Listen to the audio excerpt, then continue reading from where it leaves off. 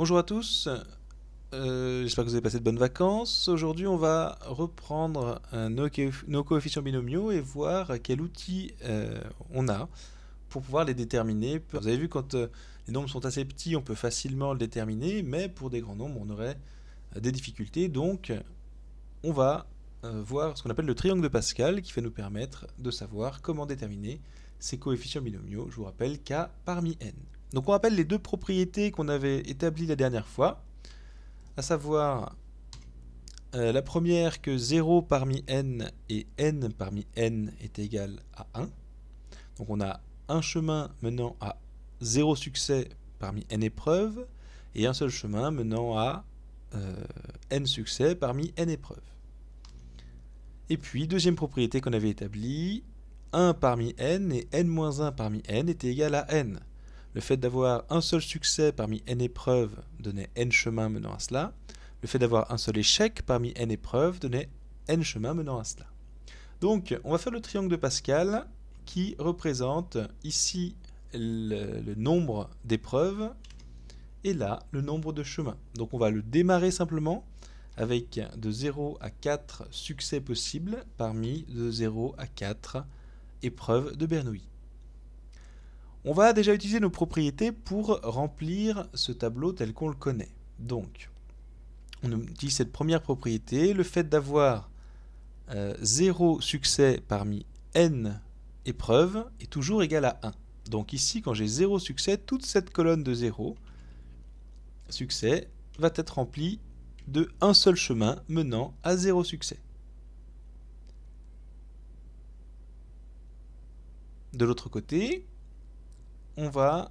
alors, toutes ces cases ici vont rester blanches. On pourrait mettre des zéros, bien sûr, hein, mais le fait d'avoir un succès parmi 0 épreuves n'a pas de sens logique, ou 2 succès parmi une épreuve.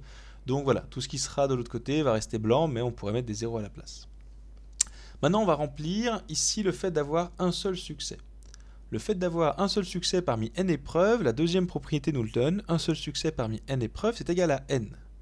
C'est-à-dire que ici, 1 parmi 1, ce sera égal à 1.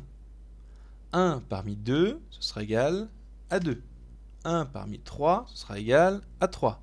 1 parmi 4, ce sera égal à 4, etc. Donc pour remplir ce triangle de Pascal, on commence assez simplement, bien marquer les k horizontalement, les n verticalement. Première colonne, pour 0 succès, uniquement des 1. Deuxième colonne, pour 1 succès, uniquement les n. Donc pour 0, 0, pour 1, 1, pour 2, 2, pour 3, 3, pour 4, 4, pour 5, 5, etc. Donc le début du tableau est facilement rempli de cette façon-là, grâce aux propriétés. Maintenant, on va voir comment fonctionne ce triangle. Ici, 2 succès parmi 2 épreuves, la première propriété nous le donne encore, n parmi n, c'est égal à 1. Donc là, pareil, à chaque fois qu'on aura 2, 2, 3, 3, 4, 4, on va avoir des 1 à chaque fois. Et donc là, toute cette diagonale-là va être remplie de 1. Maintenant, comprenons comment les autres cases à l'intérieur vont être construites. Là, ça ne tient pas à la propriété, ça tient au triangle de Pascal. Je ne vais pas faire la démonstration ici, juste la construction du triangle de Pascal. On pourra voir la démonstration plus tard, hein, pour ceux que ça intéresse. En fait, on va additionner horizontalement deux valeurs pour trouver celle du dessous. Comme ici, 1 plus 0 égale 1. 1 plus 1 égale 2. 1 plus 2 égale 3. 1 plus 3 égale 4.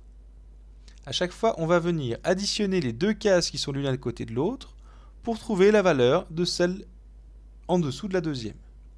Donc là, en toute logique, pour trouver celle-ci, 2 plus 1, ce sera égal à 3. On va venir additionner ces deux cases ici pour trouver celle-là, qui va valoir du coup 3.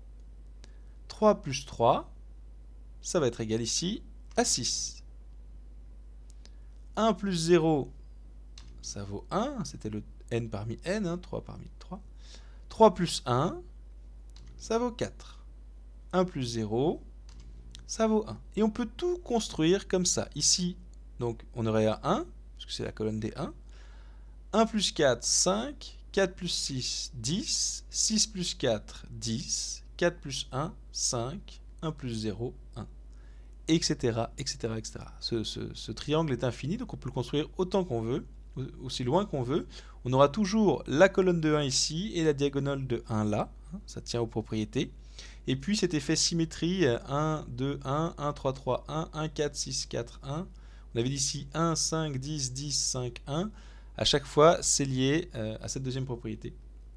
On constate cette symétrie. Donc on peut le construire assez facilement, c'est des additions très simples. Et il nous permet de tout de suite dire, voilà, si on a 2 parmi 3, ici, 2 succès parmi 3 épreuves, le coefficient binomial est égal à 3. On a 3 chemins menant à ça.